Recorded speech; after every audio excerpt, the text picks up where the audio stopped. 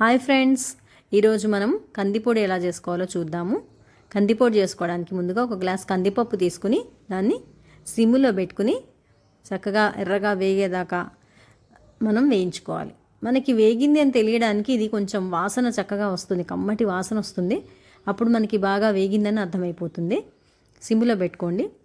ఇప్పుడు ఒక half glass శనగపప్పు తీసుకోవాలి. శనగపప్పుని కూడా కమ్మగా వాసన వచ్చేంత వరకు వేయించుకోవాలి.